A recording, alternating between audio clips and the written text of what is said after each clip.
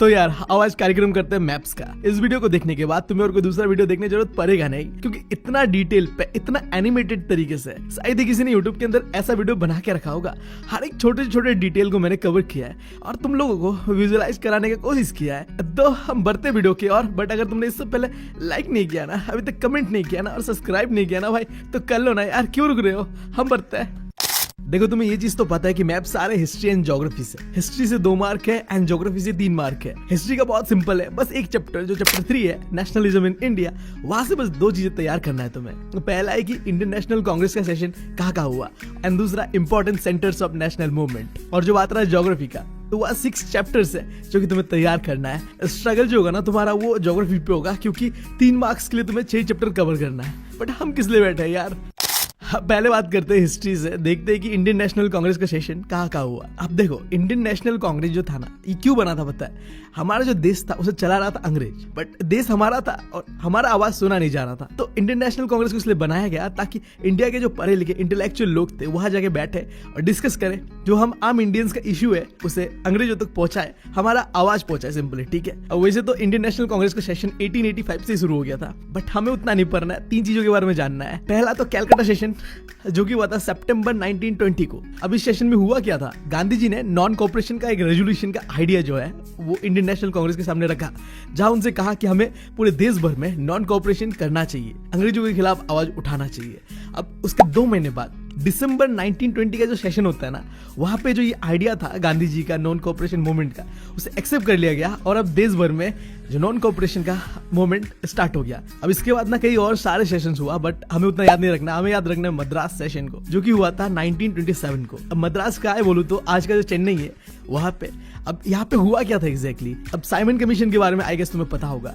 तो Simon commission को India ने एक साथ मिलकर यहाँ पे बॉयकॉट करने का जो आइडिया है वो रखा और वो एक्सेप्ट भी कर लिया गया। यहाँ में ना पहली बार मुस्लिम लीग एंड जो हिंदू महासभा, उन्होंने भी एक साथ इस आइडिया को प्रमोट किया, सपोर्ट किया। तो बस ये 3 चीजें ही थे।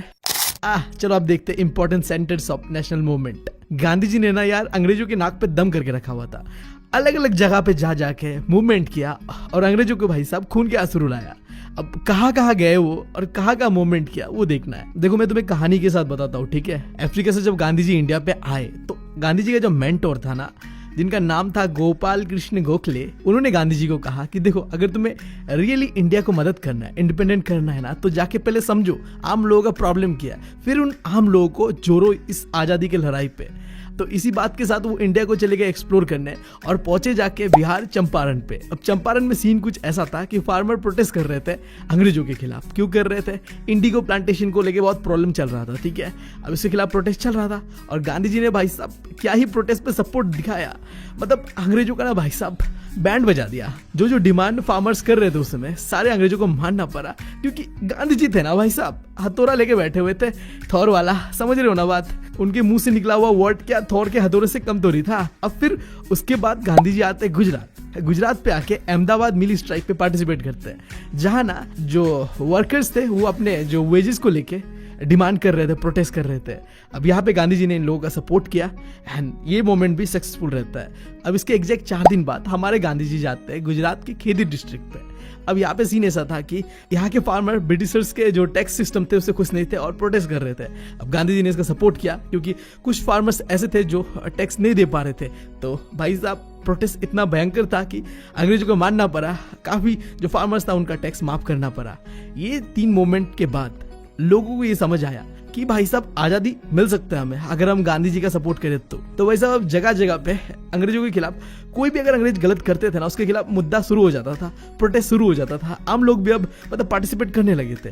तो ऐसा ही एक प्रोटेस्ट पीसफुली चल रहा था पंजाब अमृतसर के जो जलियांवाला बाग के अंदर पे, ठीक है। अब यहाँ पे बट सीन कुछ गलत हो जाता है। अंग्रेज क्या करते हैं, जो जलियांवाला बाग था ना उसके अंदर ही गोली चला देते हैं मासूम लोगों के ऊपर, जिसकी वजह से लाखों लोग मरते हैं। अब ये जो चीज था ना, इसने आम लोगों को और भड़का दिया था और गुस्सा दिला दिया था कि वहां तो बस पीसफुली प्रोटेस्ट कर रहे थे लोग, बट गोली चलाने का क्या सीन था। तो अब गांधी जी को एक अपॉर्चुनिटी मिला कि इस गुस्से का सही जगह इस्तेमाल करते हैं। तो फिर मैंने बताया था तुम्हें कि जो 1920 को जो कांग्रेस सेशन था कलकत्ता के अंदर में, जहां हमने बात किया था कि हाँ नॉन कोऑपरेशन मूवमेंट का स्टार्ट करेंगे, तो वो किया गांधी जी ने। तो एग्जैक्टली इस जालियांवाला बाग मैसेकर के बाद ही नॉन कोऑपरेशन मूवमेंट का शुरुआत होता है।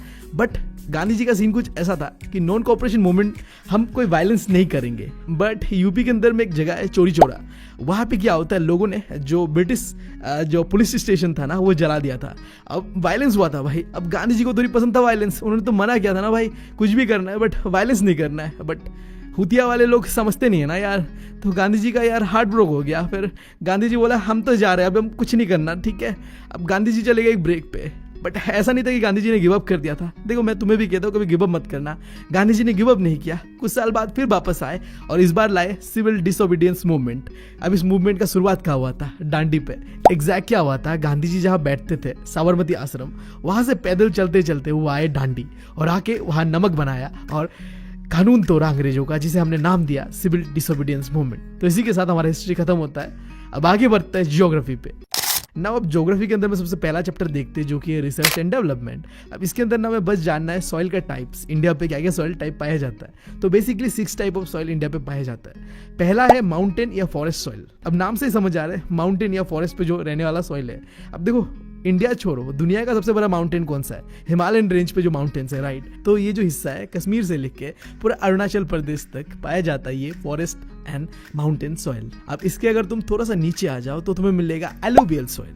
अब एलुवियल सॉइल क्या होता है? पहाड़ों से घिस घिस के नीचे बह बह के आते हैं और डिपॉजिट बन के रह जाते हैं, ठीक है, ये तुम्हें पता है। अब एलुवियल सॉइल 2 जगह पे बेसिकली पाया जाता है। एक तो मैंने बताया जो हिमालयन माउंटेन से उनके नीचे वाला जो एरिया होता है, लाइक यूपी, बिहार, इन एरियाज पे तो पाया जाता है एलुवियल सॉइल।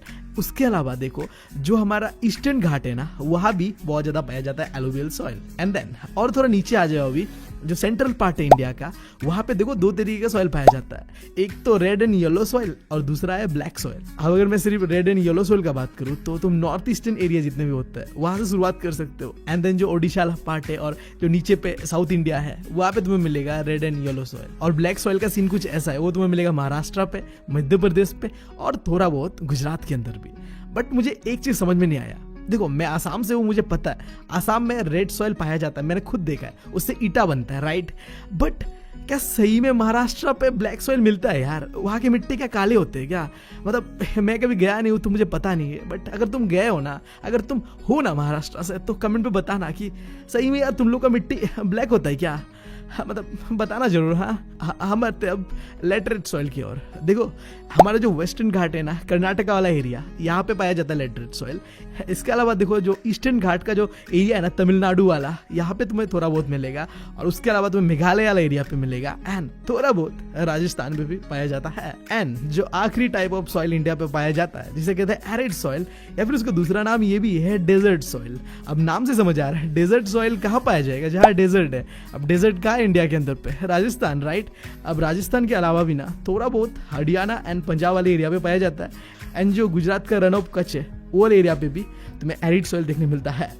तो ठीक है, अब हमने कंप्लीट कर लिया टाइप ऑफ सॉइल। अब जो हमारा अगला चैप्टर है वाटर रिसोर्स, यहाँ से हमें कुछ डैम के नाम में वो लोकेट करना है और जानना है कहाँ है वो, ठीक है।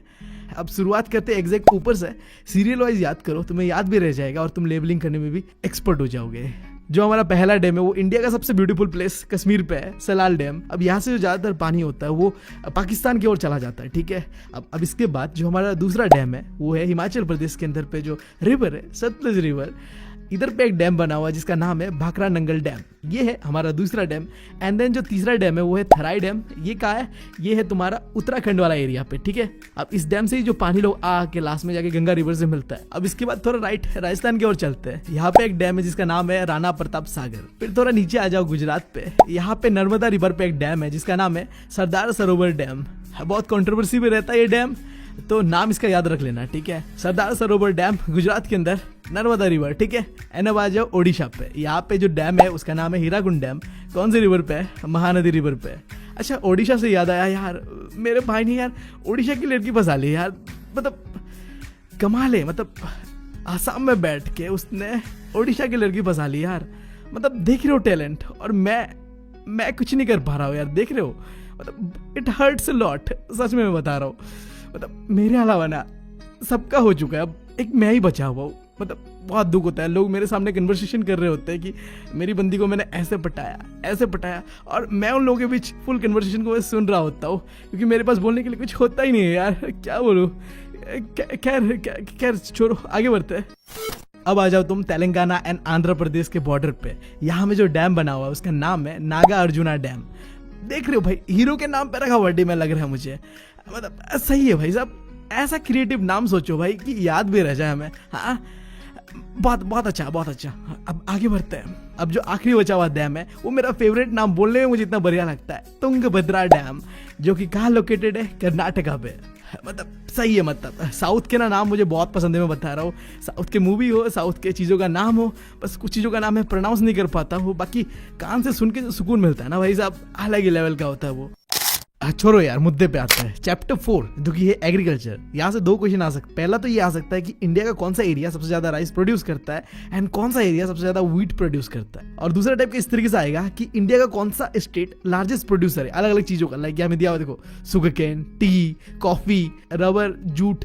ठीक है, अब पहले देखते हैं कि राइस सबसे ज्यादा कहाँ प्रोड्यूस होता है। तो लाइक देखो, जो एरिया है ना, असम, वेस्ट बंगाल, ये जो एरिया है ना, इस तरफ में सबसे ज्यादा राइस प्रोड्यूस होता है और इस तरफ में माइनर प्रोड्यूसर ऑफ राइस है। ठीक है, अब ये माइनर प्रोड्यूसर क्यों है राइस का? क्योंकि यहाँ व्हीट ज्यादा प्रोड्यूस होता है। देखो अगला मैप जो है, यहाँ तुम समझ पाओगे।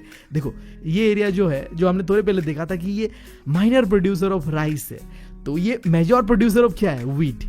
सिंपल है भाई, पंजाब हरियाणा का जो एरिया होता है वहाँ व्हीट ज़्यादा प्रोड्यूस होता है, और असम, वेस्ट बंगाल, इस साइड का जो एरिया होता है ना, वहाँ राइस ज़्यादा प्रोड्यूस होता है। तुम सीधा इंडिया को डिवाइड कर सकते हो आधा आधा करके, कि एक साइड जो इंडिया का वो व्हीट प्रोड्यूसर है और एक साइड जो इंडिया का वो क्या है? राइस प्रोड्यूसर है। आगे बढ़ते हैं और देखते हैं कि इंडिया का कौन सा स्टेट किस चीज़ में सबसे आगे है। अगर मैं बात करूँ शुगर केन का, तो उसमें एक नंबर है हमारा उत्तर प्रदेश, क्योंकि देखो पानी बहुत चाहिए यार शुगर केन को उगाने में, और हमारे उत्तर प्रदेश पे पानी की कमी नहीं है यार। गंगा मैया का हाथ है ना उत्तर प्रदेश पे, तो पानी की कमी होती नहीं है उधर, तो गन्ने की खेती भी सही चलती है। एंड देन अगर बात करूँ टी, देन नाम आता है सीधा असम का। ठीक है, अब तुमने अपने किताब में जो पढ़ाई था ना चैप्टर प्रांजल वाला, वहाँ में भी क्या था? टी के बारे में था। काफ़ी ज़्यादा इन्फॉर्मेशन मिला होगा तुम्हें टी के बारे में। एंड इसके बाद अगर मैं बात करूँ कॉफ़ी का, तो वहाँ पे कर्नाटका का नाम सबसे पहले आता है। एंड रबर के मामले पे भाई साहब केरला। अब फिर जो कॉटन, उस पर सबसे पहला नाम आता है महाराष्ट्र का। एंड जूट, वहाँ पे आता है वेस्ट बंगाल का नाम। ये सब छोड़ो, मैं बता रहा हूँ इंडिया दुनिया का सबसे लार्जेस्ट प्रोड्यूसर है जूट का, और मैक्सिमम जूट कहाँ से प्रोड्यूस होता है? वेस्ट बंगाल से होता है। अगर बांग्लादेश भी हमारा पार्ट होता ना भाई साहब, तो जूट से हमारा इतना कमाई होता ना, इतना कमाई होता मत पूछो। बट कंट्री सेपरेट हो गया, आधा से ज्यादा हिस्सा जूट का उधर चला गया, फिर भी भाई हम हार नहीं माने और अभी भी लार्जेस्ट प्रोड्यूसर ऑफ जूट बने हुए हैं। अभी हम चैप्टर 5 पे बढ़ते हैं, जो कि है मिनरल एंड एनर्जी रिसोर्स। इसके अंदर में हमें पहले तो 3 मिनरल्स के बारे में जानना है। पहला है आयरन ओर माइन, दूसरा है कोल माइन, और आखिरी है oil field. So first iron ore mine. देखो यार, यहाँ तो बहुत सिंपल है, 3 स्टेट का नाम याद करना है जब भी बात आए आयरन ओर का। पहला है ओडिशा, दूसरा है छत्तीसगढ़, और आखिरी है कर्नाटका। ओडिशा के अंदर में जो आयरन ओर का माइन है उसका नाम है मयूरगंज, और 2 आयरन ओर माइन है छत्तीसगढ़ के अंदर पे। पहला है दुर्ग, दूसरा है बेलाडीला। एंड देन कर्नाटका के अंदर पे 2 है, फिर पहला है बेलारी और दूसरा है कुर्देमुग। अभी next coal mine. Total 4 states है और 4 कोल माइन्स है। देखो इन लोगों को याद करने का यही तरीका है कि तुम स्टेट का नाम पहले तो याद रख लेना इस तरीके से कि हाँ चलो कोल माइन है, तो कोल माइन में कौन सा स्टेट आता था? तो वेस्ट बंगाल, झारखंड, ओडिशा एंड तमिलनाडु, ये 4 स्टेट है। तो क्वेश्चन भी कैसा बनेगा पता है? तुम्हें ये नाम नहीं पूछेगा स्पेसिफिकली, नाम दिया होगा, तुम्हें आइडेंटिफाई करना होगा मैप के अंदर देख के कि ये जो कोल फील्ड है ये कहाँ है। तो अगर तुमने कोल माइन को स्टेट के साथ रिलेट करके रखा हुआ है तो तुम्हें याद आएगा वो। जैसे कि देखो वेस्ट बंगाल पे क्या है? रानीगंज, उसके बाद झारखंड में क्या है? बोकारो, ओडिशा पे तालचेर, और तमिलनाडु पे है नेवेली। सिंपल है यार, पहले स्टेट का नाम, वेस्ट बंगाल पे रानीगंज, झारखंड पे बोकारो, ओडिशा पे तालचेर और कर्नाटका पे नेवेली। अब बात करते हैं ऑयल फील्ड का। देखो इंडिया पे 3 जगह पे मिलता है ऑयल फील्ड। पहला है आसाम, दूसरा है महाराष्ट्र और तीसरा है गुजरात। आसाम में 2 जगह है, पहला है दिग्बोय और दूसरा है नगरकटिया। और देखो ये जो दिग्बोय ऑयल फील्ड है ना, यहाँ पे 1901 पे ये डिस्कवर कर लिया गया था। ठीक है, इंडिपेंडेंस से पहले। और इंडिपेंडेंट के बाद जो हमने ऑयल फील्ड डिस्कवर किया था ना, वो था नगरकटिया 1953 को। अब इसके बाद आता है महाराष्ट्र पे। देखो महाराष्ट्र पे एग्जैक्ट नहीं है यहाँ पे, तुम इस मैप पे उसे देख नहीं पाओगे, बट इस मैप पे देखो, यहाँ पे जो जूम आउट पिक्चर है वहां पे दिखा रहा है थोड़ा सा आइलैंड लाइक स्ट्रक्चर है। यहाँ पे 2 जगह है, पहला है मुंबई हाई और दूसरा है बेशन। ये 2 जगह पे ऑयल फील्ड मिलता है। ठीक है, अब उसके बाद थोड़ा ऊपर गुजरात पे आ जाओ, यहाँ पे 2 ऑयल फील्ड है, कालोर एंड अंकलेश्वर। तो यही था कुछ टोटल 6 ऑयल फील्ड जो कि 3 स्टेट पे मिलता है, आसाम, महाराष्ट्र एंड गुजरात। अभी बात करते हैं पावर प्लांट्स का। तो दो तरीके का पावर प्लांट्स के बारे में हमें पढ़ना है, लोकेट करना है। पहला है थर्मल पावर प्लांट और दूसरा है न्यूक्लियर पावर प्लांट। अब थर्मल पावर प्लांट में क्या होता है, इलेक्ट्रिसिटी बनाया जाता है, बट वो कैसे बनाया जाता है, किसी चीज को जला के, लाइक कोल हो सकता है, वो कोई नेचुरल गैस हो सकता है, कुछ भी चीज हो, ठीक है, जला के वो इलेक्ट्रिसिटी प्रोड्यूस किया जाता है। बट जो न्यूक्लियर पावर प्लांट है वहां पे भी इलेक्ट्रिसिटी प्रोड्यूस किया जाता है, बट वो न्यूक्लियर एनर्जी से प्रोड्यूस किया जाता है। इतना क्लियर है। अब हम बात करते हैं पहले थर्मल पावर प्लांट का। आसाम के अंदर में एक थर्मल पावर प्लांट है जिसका नाम है Namrup thermal power plant. And then अब आ जाओ मध्य प्रदेश पे। यहाँ में एक थर्मल पावर प्लांट पाया जाता है जिसका नाम है Singrauli thermal power plant. And then आखिरी अब तेलंगाना पे आ जाओ, यहाँ पे एक थर्मल पावर प्लांट है जिसका नाम है रामाकुंडम थर्मल पावर प्लांट। इतना ही है थर्मल पावर प्लांट के बारे में। एंड जो बात रहा न्यूक्लियर पावर प्लांट का, तो 4 स्टेट का नाम याद रखना। उत्तर प्रदेश, जहां पाया जाता है Narora nuclear power plant. And then Gujarat पे आ जाओ, यहाँ पाया जाता है काकरापारा न्यूक्लियर पावर प्लांट। फिर आ जाओ महाराष्ट्र पे, यहाँ पे पाया जाता है Tarapur nuclear power plant. And then आखिर में आ जाओ तमिलनाडु पे, यहाँ पे कलपक्कम न्यूक्लियर पावर प्लांट। तो यार इसी के साथ खत्म होता है हमारा chapter 5 mineral and energy resources. अब बढ़ते हैं चैप्टर 6 जो कि है मैन्युफैक्चरिंग इंडस्ट्रीज। अब यहाँ पे सबसे पहले हमें देखना है कि इंडिया के अंदर पे कॉटन टेक्सटाइल इंडस्ट्रीज कौन से शहरों पे है। मेनली यहाँ पे सिटीज का नाम हमें याद रखना है। तो महाराष्ट्र के अंदर पे है मुंबई, जहाँ पे कॉटन टेक्सटाइल इंडस्ट्रीज पाया जाता है। फिर आता है स्टेट मध्य प्रदेश, यहाँ पे इंदौर के अंदर पे कई सारे टेक्सटाइल इंडस्ट्रीज देखने मिलता है। फिर आ जाओ गुजरात पे, यहाँ सूरत पे तुम्हें मिलेगा देखने कॉटन टेक्सटाइल इंडस्ट्रीज। एंड फिर आ जाओ उत्तर प्रदेश, यहाँ पे कानपुर, कैसा जगह जहाँ पे कॉटन टेक्सटाइल इंडस्ट्रीज है। साउथ की तरफ आ जाओ, तमिलनाडु पे है कोयम्बतूर। तो पूरे इंडिया भर में ये कुछ 5 स्टेट्स और उसके शहरों के नाम जहाँ पे कॉटन टेक्सटाइल इंडस्ट्रीज हमें देखने मिलता है। अब बढ़ते हैं हम iron and steel plants India पे कहाँ लोकेटेड है। सबसे पहला है वेस्ट बंगाल के अंदर पे दुर्गापुर प्लांट, दूसरा है झारखंड के अंदर पे बोकारो, और तीसरा भी झारखंड के अंदर ही है जमशेदपुर। ये जो Jamshedpur iron and steel plant है ना, ये इंडिया का oldest iron and steel plant है। लिटरली ये इतना पुराना है कि देश के आजाद होने से पहले भी हमारे पास ये आयरन एंड स्टील प्लांट था। 1907 पे जमशेदजी टाटा ने इस प्लांट को बनाया था। फिर छत्तीसगढ़ के अंदर हमने भिलाई स्टील प्लांट खोला जो कि 1995 को यूएसएसआर जो आज का रशिया है उसके हेल्प से खोला था हमने। एंड फिर आ जाओ साउथ की तरफ, तो कर्नाटका पे है विजयनगर प्लांट। फिर जो हमारा स्टेट है तमिलनाडु, यहाँ पे बनता है सेलम स्टील प्लांट। अब इन दोनों के बाद नेक्स्ट है हमारा सॉफ्टवेयर टेक्नोलॉजी पार्क। तो इन टोटल इंडिया के अंदर में 8 सॉफ्टवेयर टेक्नोलॉजी वाला पार्क है। ऊपर से शुरुआत करते हैं उत्तर प्रदेश के अंदर में जो आईटी पार्क है जो कि एग्जैक्टली लोकेटेड है नोएडा पे। एंड देन फिर आ जाओ गुजरात पे जहाँ पे है गांधीनगर। एंड देन फिर आ जाओ महाराष्ट्र पे, यहाँ पे है 2, एक है मुंबई पे, दूसरा है पुणे पे। एंड देन फिर आ जाओ तेलंगाना पे, यहाँ पे हैदराबाद। एंड देन कर्नाटका पे आ जाओ, अभी कर्नाटका पे है बेंगलोर, और तमिलनाडु पे चेन्नई, एंड आखिर केरला पे तिरुवनंतपुरम। इसी के साथ हमारा खत्म होता है सॉफ्टवेयर टेक्नोलॉजी पार्क्स। 8 है, नाम मैंने बता दिया, याद रख लेना, स्टेट का नाम से रिलेट करो, आ जाएगा। सो अब बात करते हैं आखिरी जो चैप्टर बचा हुआ है, लाइफलाइन ऑफ इंडियन इकोनॉमी। इसके अंदर में 2 चीजें जानना है, एक तो इंडिया के अंदर में जो बड़े बड़े पोर्ट्स है उनके बारे में, और दूसरा है एयरपोर्ट्स के बारे में। तो पहले बात करते हैं मेजर पोर्ट्स का। तो टोटल 10 पोर्ट्स है इंडिया के अंदर पे। शुरुआत होता है गुजरात से और खत्म होता है वेस्ट बंगाल पे आके। अब तुम्हारे दिमाग में ये ख्याल आ सकता है कि गुजरात से क्यों शुरू होता है। सीधा बात है, गुजरात से हर एक स्टेट नीचे जाते जाते जो भी मिलेगा तुम्हें वो क्या है, ओशन से कनेक्टेड है। तो वहां पे एक एक पोर्ट दिखता है। एक स्टेट है जहां बस 2 पोर्ट है, वो है तमिलनाडु। बाकी के जितने स्टेट है सब पे एक एक पोर्ट है। 1 बाय 1 बात करते हैं सबका। गुजरात के अंदर में जो पोर्ट है उसका नाम है कांडला पोर्ट। फिर महाराष्ट्र के अंदर पे मुंबई पोर्ट, और गोवा के अंदर पे मोर्मुगांव पोर्ट, एंड कर्नाटका के अंदर पे new Mangalore port, and Kerala के अंदर पे कोची पोर्ट। तमिलनाडु के अंदर पे मैंने बताया 2 पोर्ट है, पहला है तुटिकोरिन पोर्ट और दूसरा है चेन्नई पोर्ट। और उसके बाद आंध्र प्रदेश के अंदर पे है विशाखापट्टनम पोर्ट, और ओडिशा के अंदर पे है पैराद्वीप पोर्ट, और आखिरी वेस्ट बंगाल के अंदर पे है हल्दिया पोर्ट। इतना ही है बस ये चीज़ याद रखना कि हर एक स्टेट को अपना एक पोर्ट मिला हुआ है जो भी ओशन से कनेक्टेड है। बस हमारा जो तमिलनाडु है वो स्पेशल है तो उसे 2 पोर्ट दिया हुआ है, बाकी सबके पास एक एक पोर्ट है। मैंने नाम बता दिया, देख लेना। अब बढ़ते आगे। अब बात करते हैं आखिरी इंटरनेशनल एयरपोर्ट्स का। थक गया हूँ मैं, तुम भी थक गए होगे। आखिरी थोड़ा देख लो यार, उसके बाद चलते हैं। शुरुआत करते हैं पहले पंजाब से। अमृतसर पे है राजा सांची इंटरनेशनल एयरपोर्ट। उसके बाद आ जाओ इंडिया की कैपिटल दिल्ली पे। यहाँ पे इंडिया का सबसे बड़ा और busiest international airport Indira Gandhi international airport, ठीक है। अब उसके बाद इंडिया का सेकंड लार्जेस्ट और busiest airport Chhatrapati Shivaji airport कहाँ है? मुंबई के अंदर पे। एंड देन अब आ जाओ चेन्नई पे, यहाँ पे मीनमबक्कम इंटरनेशनल एयरपोर्ट। एंड देन अब चलो कोलकाता पे, यहाँ पे तुम्हें मिलेगा नेताजी सुभाष चंद्र बोस इंटरनेशनल एयरपोर्ट। और आखिरी हैदराबाद के अंदर पे राजीव गांधी इंटरनेशनल एयरपोर्ट। तो यार इतना ही था। हाँ, जितना भी मैप के अंदर में हमने पढ़ा नहीं पढ़ा, बस तुम्हें इतना कहूंगा मैं। देखो, मैंने तुम्हें लोकेट करना बता दिया कि एग्जैक्ट तुम्हें कहाँ लोकेट करना है। बट देखो, अगर तुम्हें एग्जाम हॉल तक इस चीज़ को याद रखना है तो तुम्हें प्रैक्टिकली जानना बहुत जरूरी है, प्रैक्टिकली देखना समझना बहुत जरूरी है।